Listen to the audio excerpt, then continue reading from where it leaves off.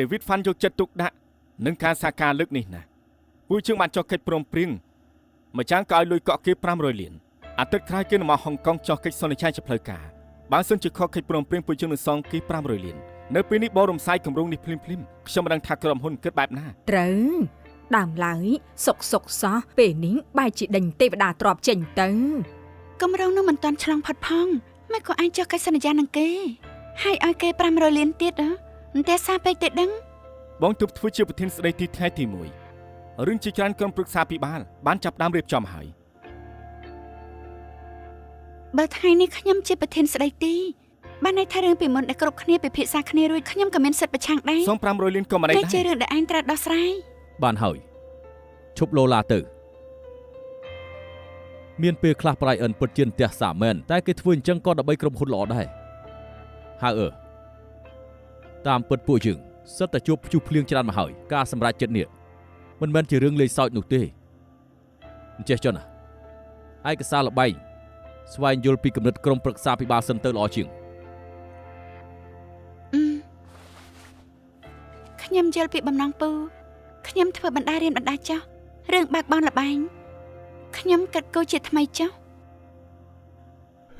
អញ្ចឹងល្អហើយពិភាក្សាគ្នាតាមស្រួលល្អតើណោះបានហើយបញ៉ាំអីទៅប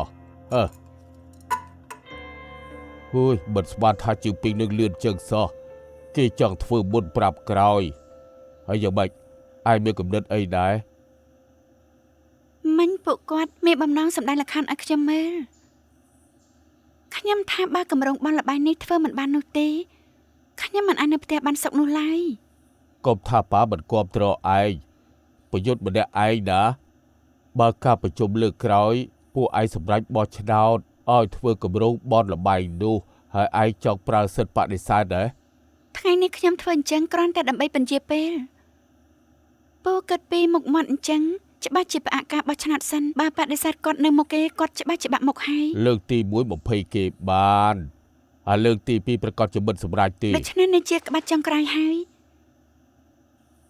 ពួកយើងប្រឆាំងគ្នាទៅមកអញ្ចឹងចុងក្រោយស្អីក៏មិនបានផលឯអ្នកគ្រោះថ្នាក់នៅក្រុមហ៊ុនប៉ាមិនយល់ទេថាហេតុអីតារបស់ឯងឲ្យឯងធ្វើប្រធានស្ដីទីគាត់ជាអ្នកបង្កើតសម្ព័ន្ធឈាវពិភពគុណនេះគាត់អ្នកវាយបានហើយចឹងម្ចាស់ភាគហ៊ុនច្បាស់ជាទុកមុខឲ្យគាត់ហើយម្យ៉ាងគាត់ជាម្ចាស់ភាគហ៊ុនធំទោះជាបោះឆ្នោតប្រើទំនុកចិត្តក៏តាឯងឈ្នះតែឯងវិញខ្ញុំច្បាស់ជាព្រាមិនបាននឹងលោកតាខ្ញុំគ្មានឈ្មោះអីនៅសម្ព័ន្ធឈាវទេគ្មានសិទ្ធិអនុវត្តតែម្ដងផ្លូវនេះពិបាកដែរមែនតែខ្ញុំមិនជឿថារកវិធីដោះមិនបាននោះទេ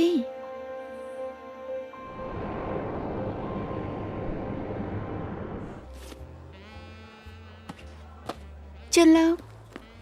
អរគុណដែលលើកមុនជួយខ្ញុំមិនបាច់ចំណាយអញ្ចឹងទេដឹងនេះមិនបន្ទោសថាខ្ញុំចេះដឹងច្រើនទៅបានហើយបន្ទោសតែរឿងលើកនេះប៉ាធ្វើទាំងអស់ដូច្នេះណាហើយចុះតែខ្ញុំប្រមានលោកណារឿងលើសព្រំដែនថ្ងៃក្រោយឈប់ធ្វើទៀតខ្ញុំមិនចង់ចម្ពាក់លោកទេកុំនិយាយអញ្ចឹងពួកយើងត្រូវជាអីនឹងគ្នាត្រូវអ្វីទៅរឿងក្តីនេះបញ្ចប់ក៏បញ្ចប់ទៅកុំបញ្ញាប់ផ្ដាច់លឿនពេកអីបើចង់អរគុណខ្ញុំពិតមែននោះប៉ាខ្ញុំញ៉ាំអីទៅបានហើយបាននឹកឃើញចង់ញ៉ាំអីចាំប្រាប់ខ្ញុំណាអញ្ចឹងអរគុណហើយត្រូវហើយឮថានាងធ្វើជាប្រធានស្ដីទីហើយអបអរផងអង្គុយតំណែងនេះមិនដឹងថាសមនឹងអបអរឬអត់នោះទេកុំបាក់ទឹកចិត្តអីថាបទៅ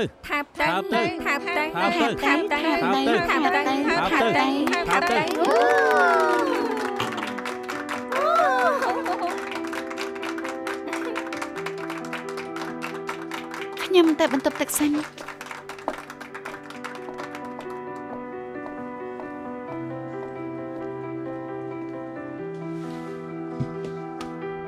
លេងទៀត10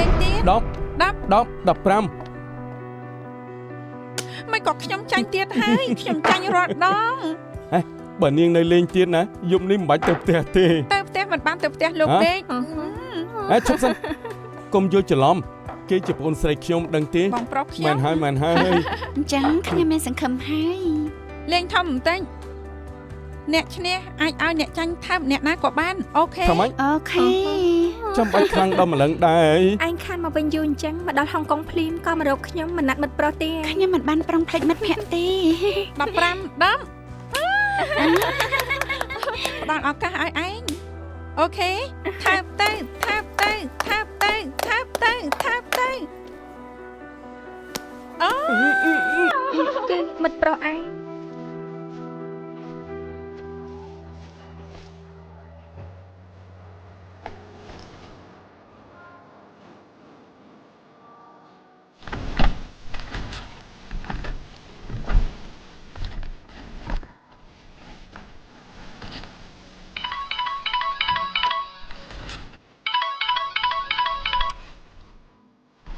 អាឡូអាឡូអាឡូបងនៅការិយាល័យថៃម៉ោង ថែម៉ោងបងរកការិយាល័យចូលក្នុងឡានតាំងពីពេលណា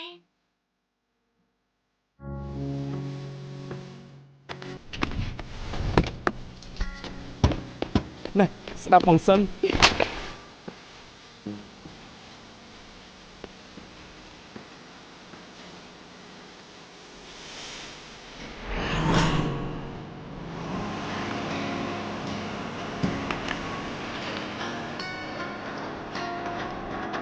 អរគុណ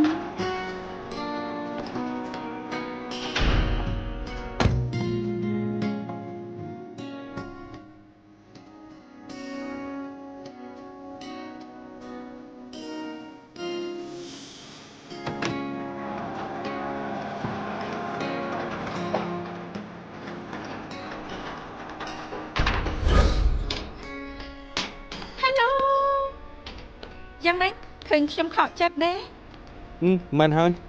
ឯណាចលិន ថ្ងៃនេះគាត់ទៅអាមេរិកហើយអរគុណនេះ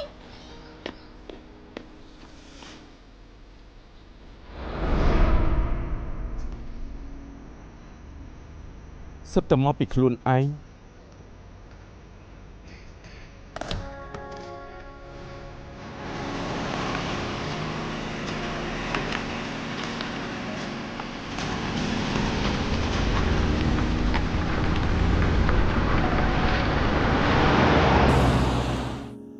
ពិធីគម្រប់ខួបមជ្ឈមណ្ឌលហើហាំងយ៉ាន មែនហើយមជ្ឈមណ្ឌលនេះសាងសង់ឡើងដើម្បីអបអរអាយុ70ឆ្នាំរបស់ប៉ាក្មេកក្រោយសង់ឬរាល់ការគម្រប់ខួបរាល់ឆ្នាំមូលនិធិសម្ព័ន្ធឈៀវតែងតែធ្វើពិធីអបអរធំណាស់ស្រីគ្រួសារឈៀវយើងម្នាក់តែងតែតុបតែងខ្លួនស្អាតចូលរួមអ៊ូអរណាស់តែឆ្នាំមុនបងធំនឹងបងថ្លៃទៅអឺរ៉ុបដើរលេងទើបមិនបានចូលរួម អញ្ចឹងឆ្នាំនេះខ្ញុំត្រូវទៅមើលភាពអ៊ូអរទៅបាន មើលភាពអ៊ូអរកម្មវិធីនេះជាកម្មវិធីធំដុំរបស់មូលនិធិរបស់ពួកយើងកូនប្រសាគ្រូសាឈៀវត្រូវខំប្រឹងធ្វើឲ្យបានល្អបំផុតបងស្មានថាលេងសើចមែនទេ បងស្រីជាប្រធានមូលនិធិក៏ជាពិធីការនីដែរគាត់យកចិត្តទុកដាក់នឹងកម្មវិធីនេះណាដឹងដែរទេ អូមែនហើយនៅទាំងពីរអ្នកអញ្ចឹងល្អហើយមើលនេះចោះនេះជារ៉ូបដែលខ្ញុំកក់នៅអឺរ៉ុបណាដូច្នេះហើយអ្នកទាំងពីរកុំរករ៉ូបណាដែលដូចខ្ញុំឲ្យសោះ ស្អាតណាស់ទុកចិត្តចោះខ្ញុំដឹងធ្វើយ៉ាងម៉េចហើយ ខ្ញុំមិនអីទេព្រោះម៉ូដអីក៏ខ្ញុំស្លៀកស្អាតដែរ អូយប់នោះខ្ញុំចង់ពាក់ខ្សែកហ្គិចដែលម៉ាក់ក្មេងឲ្យនោះឯងកុំភ្លេចពាក់ណា បានខ្ញុំក៏មិនសូវមានឱកាសពាក់ដែរ អាយ៉ាមើលចោះខ្ញុំភ្លេចទៀតហើយថាបងគ្មាន មិនអីទេគ្មានខ្សែកហ្គិញពាក់ខ្សែកពេជ្រទៅ ក៏ត្រូវដែរតែបងនៅក្មេងអញ្ចឹងពាក់អីក៏ស្អាតដែរមែនទេ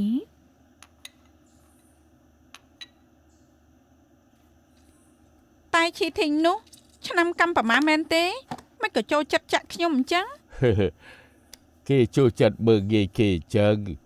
บอกថាគេដូចជាឆ្លាប់ឆ្កែច្រើនជាង នៅសាយចេញទៀតពេលនេះខ្ញុំត្រូវប្អូនថ្លៃបងជន់ដល់ងើបលេងរួចទៅហើយតាមពិតនឹងខ្ញុំទៅជាអ្នកស្រីតកូលឈៀវហេតុអីប្រធានមូលនិធិនោះឲ្យតែឈីធីងនោះធ្វើទៅវិញ ដើមឡើយគឺបាក់ហៅអឺរ៉ាប់រងតែពួកយើងលែងលះគ្នា ក៏ឲ្យប្អូនថ្លៃទី2ធ្វើទៅ ពេលនេះខ្ញុំរៀបការចូលតកូលឈៀវហើយអញ្ចឹងប្រធានមូលនិធិនោះគួរតែសងឲ្យខ្ញុំធ្វើវិញ ហើយយ៉ាគេធ្វើប្រហែលឆ្នាំហើយពេលនេះបើទាមកវិញវាមិនសូវល្អទេដឹងអី អូខេប្រធានមូលនិធិនោះខ្ញុំអាចមិនធ្វើបណ្ដោះអាសន្នសិនប៉ុន្តែពិធីការនីនៅក្នុងកម្មវិធីខ្ញុំត្រូវតែធ្វើលោកប្តីបងរកវិធីឲ្យខ្ញុំទៅម្យ៉ាងទៀតតែឈីធេងនោះដឹងថាខ្ញុំគ្មានខ្សែកហ្កិចដែលម៉ាក់ក្មេកឲ្យហើយនៅឲ្យប្អូនថ្លៃតូចពាក់វានៅយប់កម្មវិធីទៀតគេឌឺដងខ្ញុំច្បាស់ណាស់លោកប្តីបងអាចឲ្យម៉ាក់ឆលិតឲ្យខ្ញុំខ្ចីខ្សែកនោះពាក់មួយយប់បានទេតែមួយយប់ប៉ុណ្ណោះ បងលេងលះនឹងគេច្រើនឆ្នាំហើយអារឿងចឹងពិបាកហាមមាត់ណាស់ លោកប្តីសុំវលើកនេះខ្ញុំមិនអាចឲ្យតែឈីធីងនោះមើលងាយទេ បានខ្លាចអូនហើយចាំរកថ្ងៃនិយាយគ្នារឿងពិធីការនីនឹងសើអ៊ីចុះហើយអារឿងខ្សែកហ្កិចនោះចាំបងខំប្រឹងប្រែងតាមលទ្ធភាពចុះហ៎ នៅតែបងស្រឡាញ់ខ្ញុំជាងគេ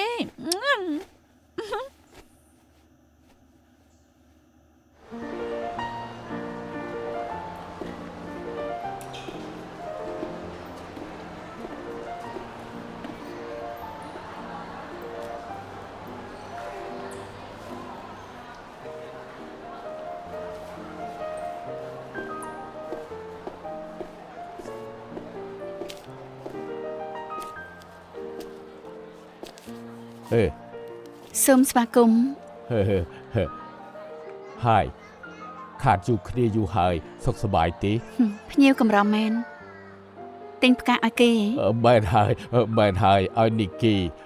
នាងជួយរៀបចំឲ្យខ្ញុំទៅបានហើយជូនគេដើម្បីអបអរគេធ្វើជាពិធីការនីនៅក្នុងកម្មវិធីគម្រប់ខួបមជ្ឈមណ្ឌលហ៊ី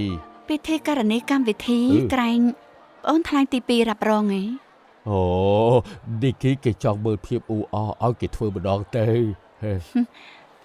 ក៏ត្រូវដែរគ្រប់គ្នាសុទ្ធតែគុំភាសាគ្រួសារឈៀវបដូរគ្នាធ្វើក៏ល្អដែរ នាងពិតជាចិត្តទលាយមែនអត់ត្រូវហើយឆ្នាំនោះក្រែងម៉ាក់ខ្ញុំឲ្យខ្សែកហ្កិចមួយមកនាងហ៎ សួររឿងនេះធ្វើអី អីទេគឺយប់នោះប្អូនថ្លៃទី2និងប្អូនថ្លៃតូចគេថានឹងពាក់ខ្សែកហ្កិចដែលបាក់ឲ្យគេនោះហើយតែនីគីរៀបការចូលមកបាក់ចែកឋានទៅហើយចឹងអត់បានចែកអីទេរឿងមនុស្សស្រីនាងគួរតែដឹងហើយណោះ បានលោកយល់ពីស្រីអញ្ចឹងគួរតែដឹងថាសួរខ្ញុំក៏អត់បានការដែរ អត់ទេខ្ញុំដឹងថាវាហួសហេតុហើយខ្ញុំមិនចង់ឲ្យនីគីមិនសប្បាយចិត្តចេះចុះទុកថាខ្ញុំជួលពីនាងមួយយប់តែមួយយប់ទេនាងដាក់តម្លៃមកចុះថ្លៃបណ្ដាក៏ខ្ញុំព្រមដែរ លោកឈៀវលោកស្វាងបន្តិចទៅខ្សែកនោះគឺម៉ាក់ក្មេកឲ្យខ្ញុំជាអំណោយនៅថ្ងៃរៀបការគាត់ចង់ជូនពរឲ្យពួកយើងរស់នៅឲ្យមានក្តីសុខធ្វើត្បិតចុងក្រោយពួកយើងត្រូវធ្វើឲ្យគាត់ខកចិត្តតែខ្ញុំនៅតែរក្សាទឹកចិត្តគាត់មួយនេះលោកពិតជាគិតថា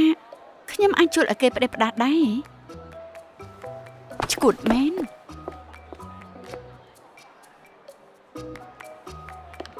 ផ្កាដែលលោកចង់បានខ្ញុំនឹងរើអាស្អាតជាងគេហើយនឹងដឹកដល់មជ្ឈមណ្ឌលតែម្ដងហើយមិនគិតលុយទេទុកថាជាទឹកចិត្តខ្ញុំចំពោះប៉ាម៉ាក់ក្មេកចុះខ្សែកដែលលោកសួរខ្ញុំនោះមិនចិត្តទលាដល់ម្លឹងទេជួយមិនបានឡើយ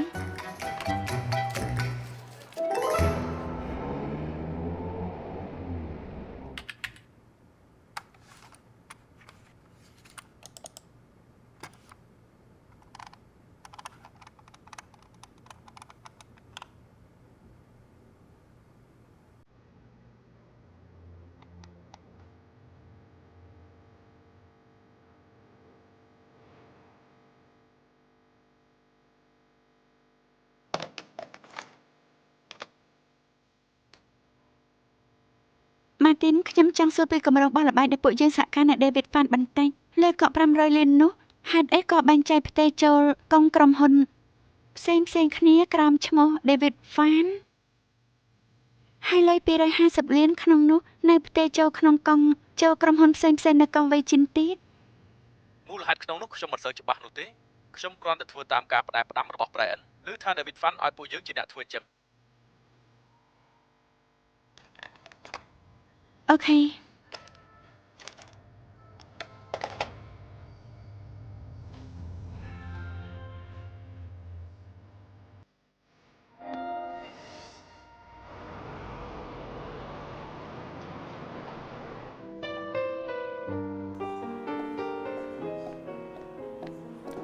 លោកសំបញ្ញលោកត្រៀមរួចហើយ អរគុណ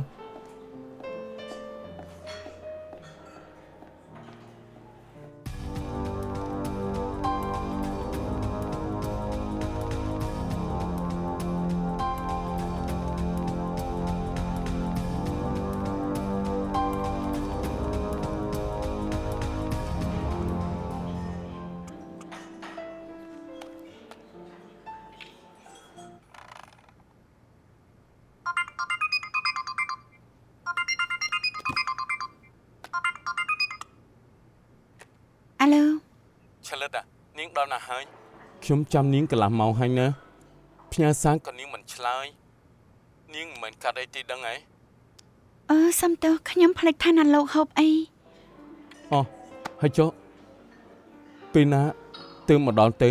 យប់នេះប្រហែលតែមិនបាននោះទេខ្ញុំមានការងារច្រើនត្រូវធ្វើ អត់ទេប៉ុន្តែ ខ្ញុំកំពុងចាំទូរស័ព្ទពីបរទេសមួយចាំលើកក្រោយទៅ ហេ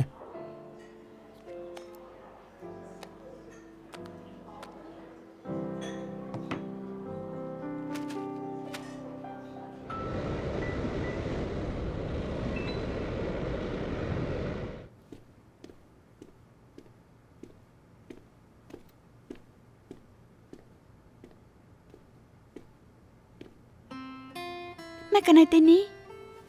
នាងរវល់ដល់ពេលនេះទើបចេញពីធ្វើការឃ្លានហើយមិនទេភីហ្សាស្រាក្រហម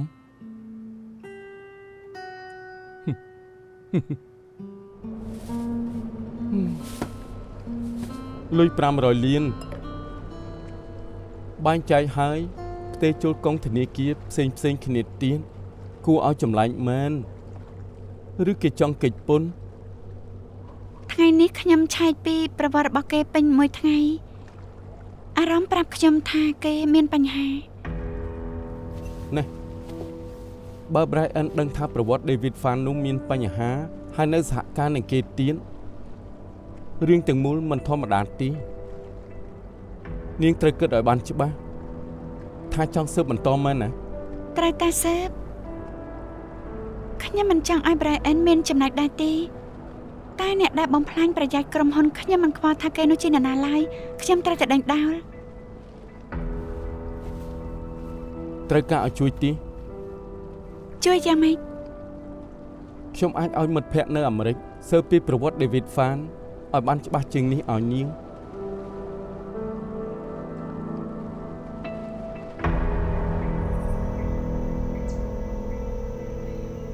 ហើយឯងបោកវិញល្អហើយប៉ាចាប់ឯងពេញមួយយប់ហើយណា មានរឿងអីទេ បោះប៉ាមានការឲ្យឯងជួយបោះ ប៉ាហូហេតុពេកទេដឹងប៉ាក៏ចេះនិយាយថាទៅតតដែរអើខ្ញុំហាមាត់សួរម៉ាក់ចាំមិនទៅ ប៉ាដឹងថាឯងពិបាកតែនេះជាលើកទី1ហើយដែលនិគីប្រើសម្បត្តិសភាពជាកូនប្រសាតកូលឈៀវធ្វើពិធីការនីក្នុងកម្មវិធីនេះហើយប៉ាខ្លាចថាគេបាក់មុខនឹងណា គិតតែពេលនិគីចាអារម្មណ៍របស់ម៉ាក់នោះប៉ាមិនបាច់ខ្វល់ទេ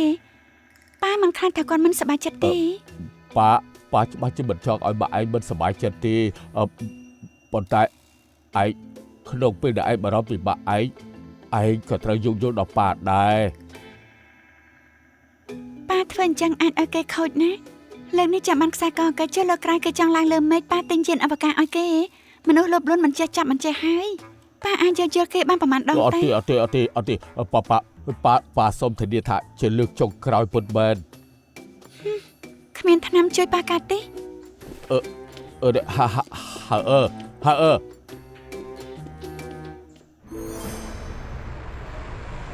នេះម៉ាក់សឹបនេះគឺពិតជាប៉ៅខ្លាំងណាស់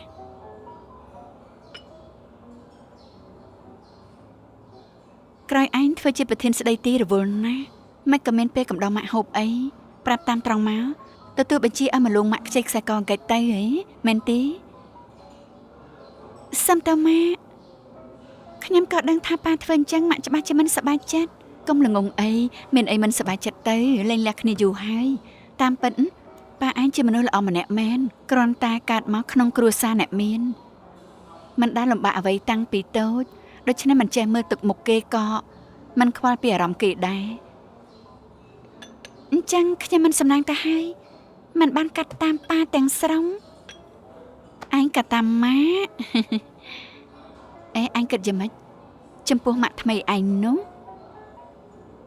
គិតយ៉ាងម៉េចលើនេះគេខ្ញុំយល់ថាគេរៀបការនឹងប៉ាព្រោះតែទ្រព្យសម្បត្តិគាត់មិនមែនស្រឡាញ់ប៉ាទេមែនហើយប៉ាឯងអាយុច្រើនហើយនេះគេនៅតូចនៅឡើយពិបាកនឹងឲ្យគេជឿថាគេស្រឡាញ់ប៉ាឯងដោយចិត្តស្មោះណាស់មិនអីទេប៉ាឯងសប្បាយចិត្តទៅគឺបានហើយប៉ុន្តែខ្ញុំពិតជាសរសើរគេពិតមែនប៉ាខ្ញុំជាចាបដែលគ្មានជើងណាដឹងដែរទេតែគេនេះគឺមិនធម្មតាមែនបើគេមិនធម្មតាផងហេតុអីម៉ាក់ត្រូវឲ្យខ្សែកគេខ្ចីទៅអួតអាង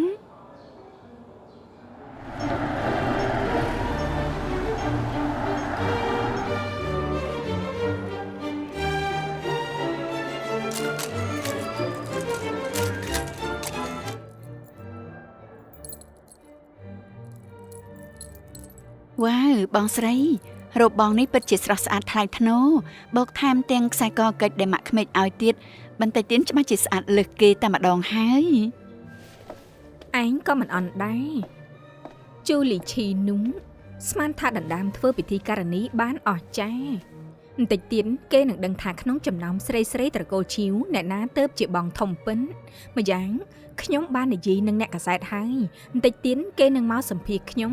ឲ្យណែនាំពីវត្ថុប្រចាំគ្រួសារឈីវពួកយើងចាំមើលណាដល់ពេលនោះគេគ្មានខ្សែកហ្គិចធ្វើមុខយ៉ាងម៉េចឯងមកជាមួយខ្ញុំដែរមកសម្ភារខ្ញុំក៏មានចំណែកដែរប្រកាសណាមានតែជូលីឈីនោះទេដែលគ្មានចំណែក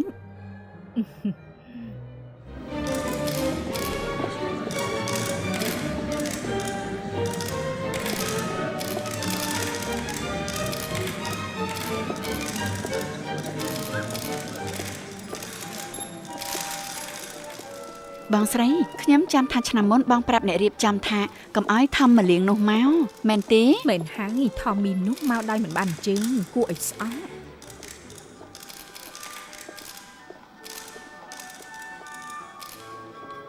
មើលគេទៅមានអីអស្ចារ្យទៅណោះបន្តិចទៀតគេនឹងដឹងថាអ្នកណាទៅជាតួឯកពិនពួកយើងទៅសួស្តីបងប្អូនអ្នកកាសែត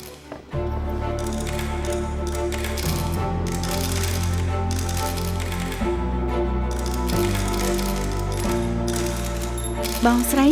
ខ្សែកដែលគេពាក់ក្រែងជាបងទី2បងតូចមកហើយហ៎មិញទៅណែនាំខ្សែកកិច្ចដល់អ្នកកាសែតពួកគេចង់ថតរូបមកពួកយើងទៅថតជាមួយគ្នាទៅមកឆាប់ឡើង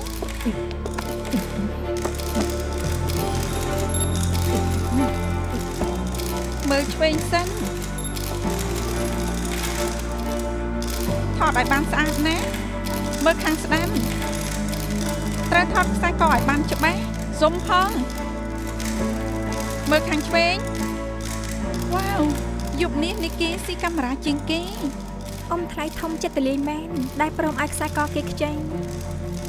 តែគាត់គឺជាប៉ារបស់ខ្ញុំណា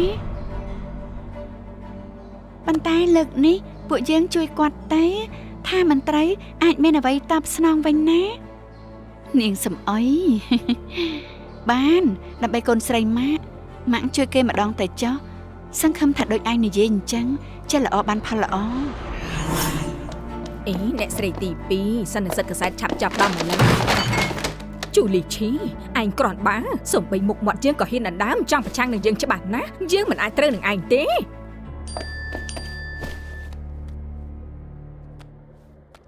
អ្នកស្រីទី2អ្នកស្រីទី3ថា10នាទីទៀតពិធីជូនពរចាប់ផ្ដើមហើយជូនពរស្អីទៅជូនពរក្បាលគេប្រាប់គេថាយើងមិនស្រួលខ្លួនទៅឲ្យពួកគេជូនពរឆ្អែតចោះ ប្រាប់អញ្ចឹងមែនណែនៅឈរធ្វើស្អីទៀតចេញទៅចាអ្នកស្រីទី2អេយប់មិញមានមើលរឿងបងប្អូនឆ្លោះគ្នាទេសាច់រឿងពិតជាសាហាវមែន ច្បាស់ជាមើលហើយឈុតដែលបងស្រីវាយនឹងប្អូនស្រីព្រោះតែខ្សែកដែលប្រុសនោះឲ្យអូសំដែងបានល្អខ្លាំងណាស់ណាអញ្ចឹងហើយទើបថាមុខមាត់ត្រូវតែរត់ដោយខ្លួនឯងមិនមែនចាំឲ្យគេឲ្យទេដណ្ដើមគ្នាទៅមកធ្វើស្អីទៅចុងក្រោយខ្សែកមិនឲ្យអ្នកដតីដដែលទេខ្ញុំឃើញស្រីម្នាក់នោះខឹងពិតជាអារម្មណ៍ល្អណាស់សំមុខគេ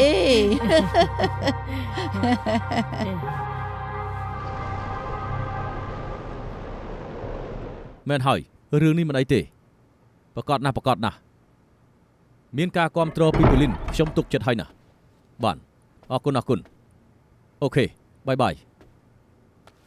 យ៉ាងមិនហើយប៉ា ពេលនេះគ្រប់គ្នាសិតតែគាំទ្រគម្រោងបនលបៃរបស់យើង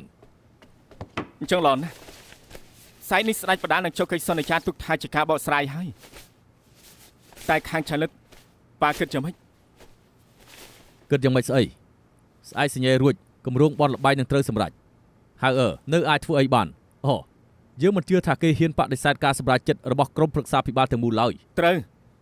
អមែនហើយរជើប្រាប់ខ្ញុំថាស្អែក David Fan នឹងមកដល់ហុងកុងខ្ញុំចង់ឲ្យរជើទៅទទួលគេ អញ្ចឹងល្អណែរឿងនេះសំខាន់ណាស់ឃ្លាំមើលឲ្យជាប់ ទុកចិត្តចុះប៉ា តោះទៅហូបអី ខ្ញុំក៏ហាងហ្វុយគូមិនហើយចាំបើស្រាអបអនតិចទៅ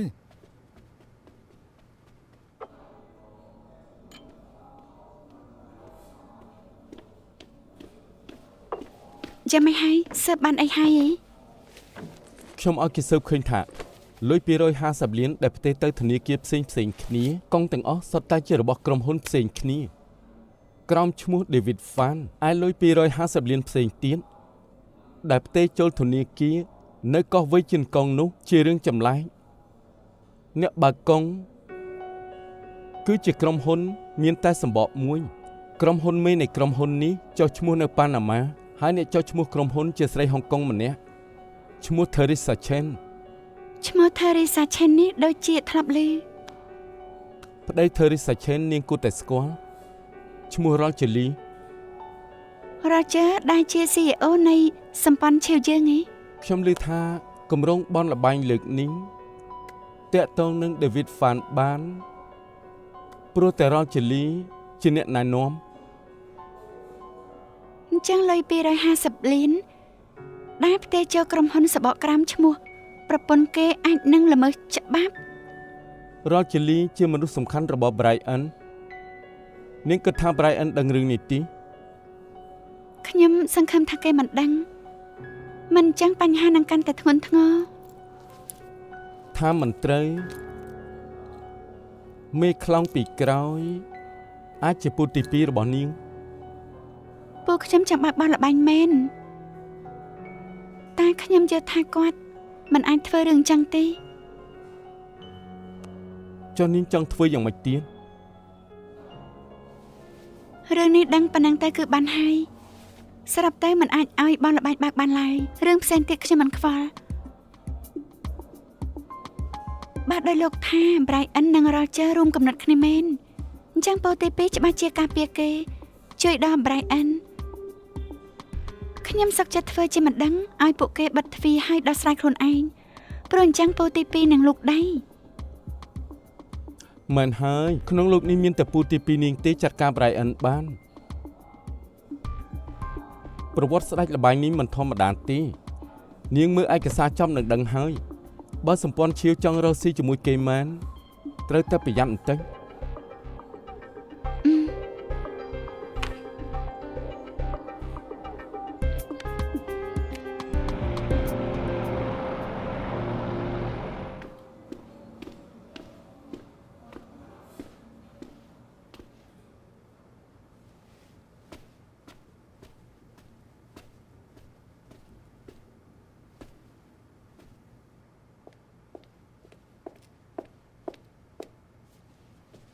អ្នកនាងឈៀវ ណាថាលីក្រែងនេះនៅផ្នែកតាក់តងឯងមិនក៏បដូរមកអញ្ចឹង ស៊ីនីថាមិនទាន់រកបានលេខាថ្មីដែលស័ក្តិសមឲ្យលោកឈៀវដូច្នេះក៏ឲ្យខ្ញុំមកជួយសិនអ្នកនាងឈៀវមានការរកលោកឈៀវហ៎ អាមែនហើយ អូថ្ងៃនេះគាត់ណាត់អ្នកខាងធនាគារហូបអីថ្ងៃត្រង់រសៀលទៅមកវិញ អូខេអរគុណហើយត្រូវហើយមិញនេះនាងមិននៅខ្ញុំបានជួយលើកទូរស័ព្ទឲ្យនាងខាងស្ដាយល្បែង David Fan នោះទេមកថាចេញយន្តហោះគេបញ្ជាពេលម៉ោង 4 ទើបដល់ប្រាប់ថាមិនបាច់ឲ្យ Brian ចាត់គ្នាទៅទទួលគេនោះទេគេថាចុះយន្តហោះនឹងមកដល់ក្រុមហ៊ុនប្រជុំតែម្ដងប្រហែលម៉ោង 5 ជាង បន្តិចទៀតខ្ញុំនឹងប្រាប់លោកឈៀវអរគុណហើយអ្នកនាងឈៀវ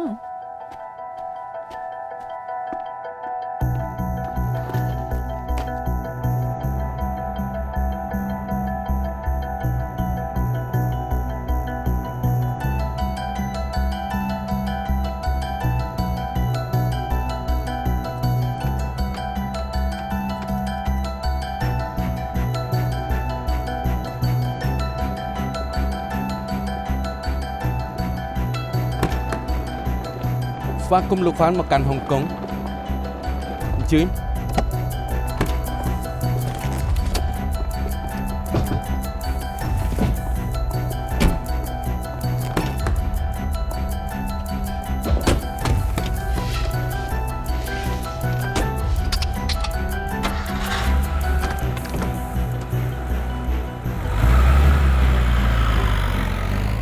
Brian 4 ម៉ោងកន្លះហើយតែទូរស័ព្ទលោក Fan ទេមិនចូលសោះតែខាងលោកមានស្ដាប់ពេលខុសដែរទៀត David Fan នេះធ្វើស្អីចេះមិនលើទូរស័ព្ទសោះនេះមានស្ដាប់ខុសទេជើងហួរ David ពិតជាបដូរម៉ោង 4 មកដល់ហុងកុងពិតមែនទេ អ្នកនាងឈៀវប្រាប់ខ្ញុំអញ្ចឹង ឆាលិតទេ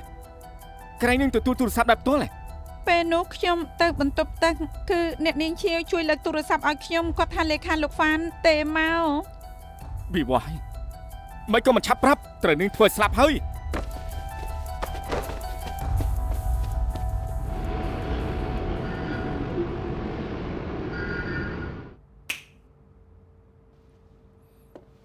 អ្នកនាងឈៀវ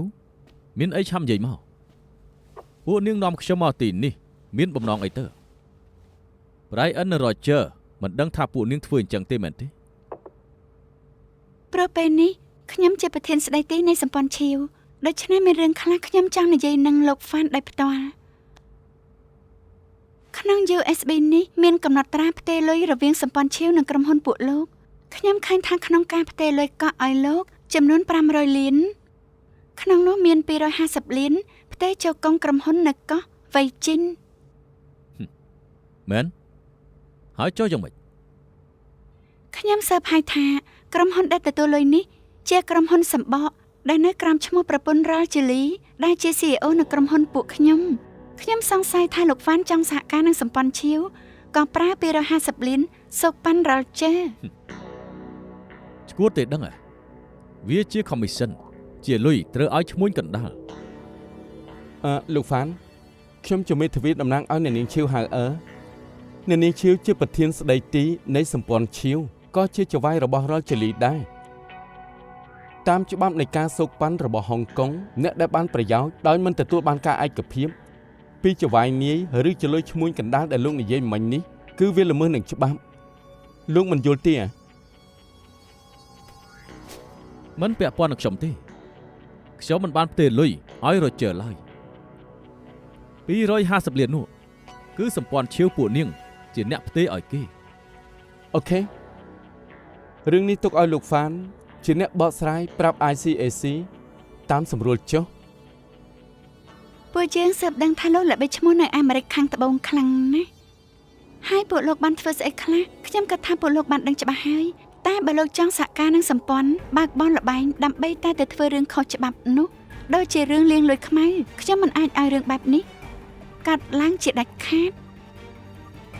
គិតឲ្យច្បាស់ណាបើ ICAC ស៊ើបអង្កេតមែនអាចនឹងស៊ើបដឹងពីរឿងមិនល្អរបស់លោកដល់ពេលនោះនឹងកាន់តែស្មុគស្មាញ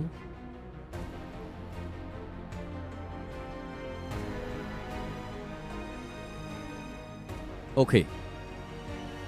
ពួកនាងចង់យ៉ាងម៉េច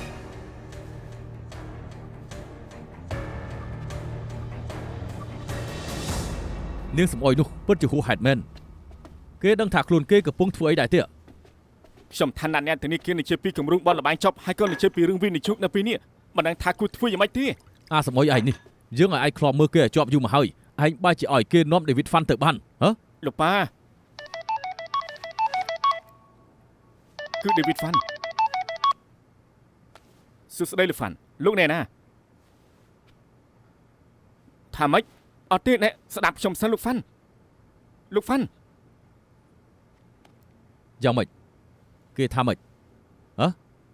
គេថាម៉េច គេថារំសាយកិច្ចព្រមព្រៀងជាមួយសម្ព័ន្ធឈីវនឹងឲ្យប្រាក់កុំឲ្យពួយជើងវិញ គេនៅណា គឺតែអាមេរិកហើយ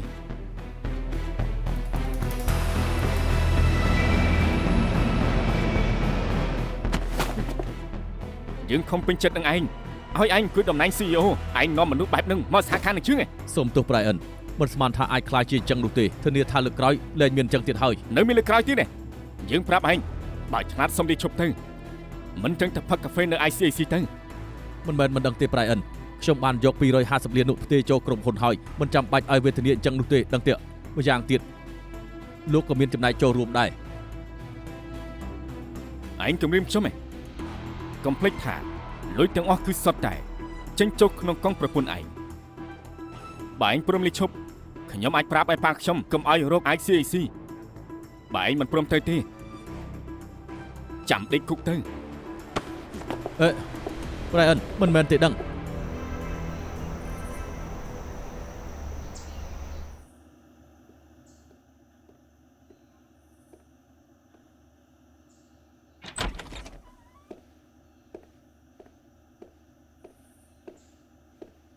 លោកប៉ា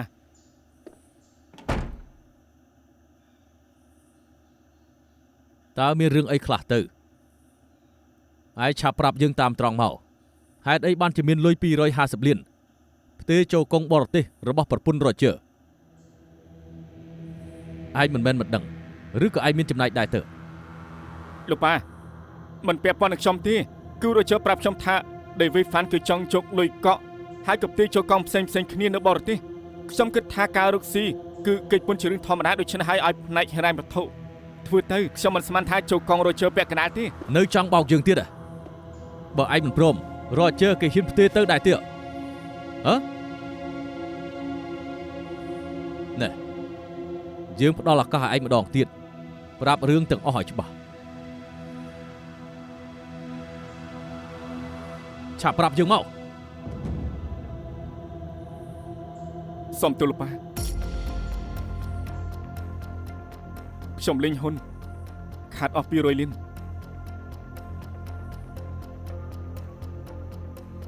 អញ្ចឹងឯងយក200លាន Roger យក50លានតើឯងធ្វើឈួតស្អីឯងហ្នឹងយើងពិតជាមិនដែលឮទាល់តែសោះថាមានអ្នករួមគំនិតនឹងអ្នកក្រៅមកបោកលុយគ្រួសារឯងនោះទេម្យ៉ាងទៀតបើគេបានដឹងនោះគេប្រកាសជាសោយជ្រុះធ្មេញមិនខាននោះទេហើយ ICAC ប្រកាសជាអាចប្តឹងឯងបានគ្រប់ពេល មិនអាចទេប៉ាលុយសុទ្ធតែ Roger ជាអ្នកចាត់ចែងខ្ញុំមិនដែលប៉ះពាល់ទេ មិនដែលប៉ះតើវាយ៉ាងម៉េចឯងជាអ្នកសម្រេចចិត្តសហការនឹង David Fan ហេតុអីក៏មិនស៊ើបពីប្រវត្តិគេឲ្យបានច្បាស់ហើយឲ្យក្រុមហ៊ុនផ្សងគ្រោះថ្នាក់ធំយ៉ាងនេះឯងនេះធ្វើប្រហែលណាស់ សុំទោសប៉ា សុំទោសចេះតែសុំទោសទេខុសម្ដងហើយខុសម្ដងទៀត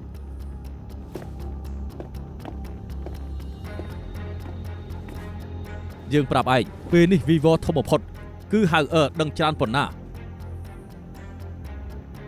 ពេលនេះគិតយ៉ាងម៉េចទៅ គិតយ៉ាងម៉េចស្អីទៅរកហៅរកវិធីផ្សះផ្សាទៅឯងកំពុងតែរៀបផ្លូវឲ្យហៅមកទប់ទល់ជាមួយឯងដឹងដែរទេម្យ៉ាងទៀតឲ្យ Roger យកលុយចេញមកកុំគិតថាយកលុយបានអាចរត់គេចរួច ទុកចិត្តចុះប៉ាពេល David Fan ថាផ្ទេរលុយមកវិញនោះខ្ញុំបានឲ្យ Roger ផ្ទេរ250លាននោះមកវិញលោកប៉ាចុះ200លានដែលខ្ញុំចំពាក់នោះ យើងជួយសងឲ្យយើងពុំមានឯងលើកក្រោយឈប់ប៉ះវាទៀតឲ្យសោះស្ដាប់ឮដែរទេ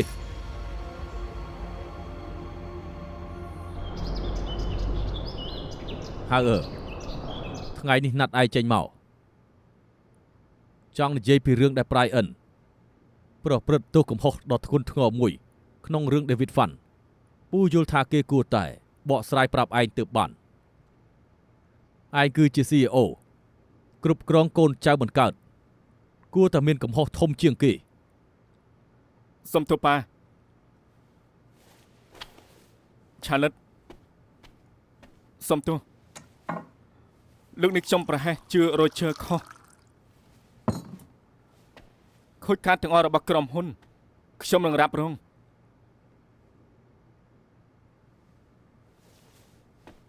សំណាងលើកនេះមានឯងមកចត់ស៊ើបដឹងថារ៉ូជ័រយកលុយខ្លួនឯងមិនចឹងទេ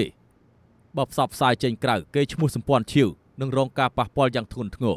ព្រោះតែពេលវេលាមានកំណត់ខ្ញុំមិនបានប្រាប់ពូតាន់ពេលក៏ទៅរក David Fan តែម្ដង មិនអីទេពូយល់ឯងក៏ធ្វើដើម្បីក្រុមហ៊ុនដែរលើកនេះយ៉ាងហោចណាស់ក៏បាន500លានមកវិញមានការខូចខាតទាបបំផុតទៅហើយក៏ជាសំណាងធំមួយដែរ ត្រូវគម្រោងបនលបែងនោះខ្ញុំសម្រេចចិត្តផ្អាកសិន តែបញ្ហាហិរញ្ញវត្ថុក្រុមហ៊ុនត្រូវតែដោះស្រាយ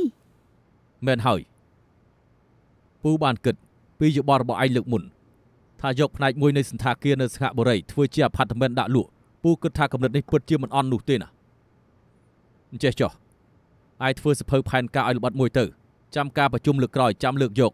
មកពិភាក្សាគ្នាចុះណា បានគ្មានបញ្ហាទេខ្ញុំលើកទូរស័ព្ទសិន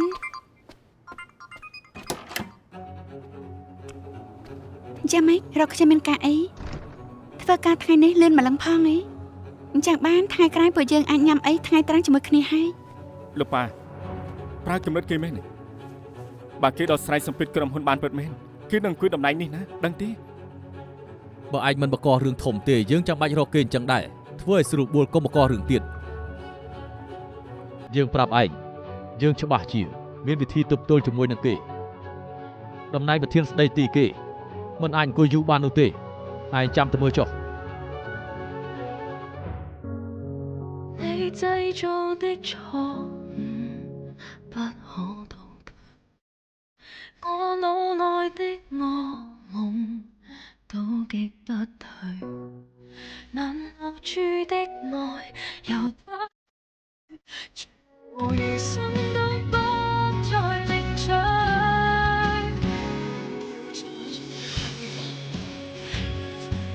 淪為廢墟，接受。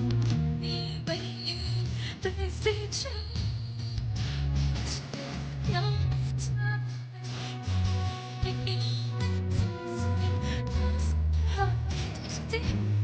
任。